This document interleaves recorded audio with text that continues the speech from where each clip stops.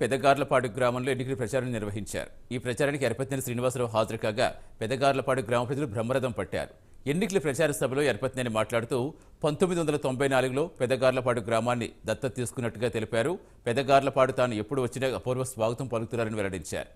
అధికారం లేదు అని సిమెంట్ ఫ్యాక్టరీలు గేటు ముందుకు కూడా అనుమతించలేదని, తాము అధికారంలోకి వస్తే సిమెంట్ ఫ్యాక్టరీల యాజమాన్యం ఇక్కడి నుంచి ఎక్కడికి తరలించకపోతారని ప్రశ్నించారు. మీరు గొంతులకు వస్తే మేము గొంతులు తడిపామని, మీరు పొట్టలో కొడితే తాము పొట్టలు నింపామని పలు వ్యాఖ్యలు చేశారు. ఈ గ్రామానికి నేను 94లో వచ్చినప్పుడు తార్ రోడ్డు లేదు, మట్టి రోడ్లో వచ్చాం.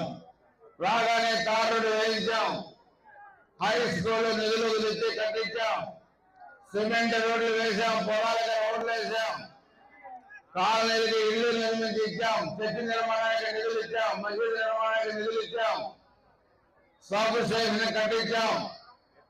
అనేక రకాలైన అభివృద్ధి కార్యక్రమాలు ఈ గ్రామంలో చేశాం.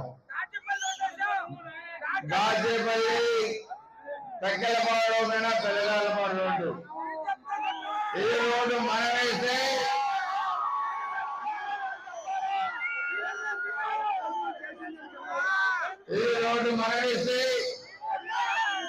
పాపం కషాయం రెడ్డి ఆయనే చెప్తున్నారు.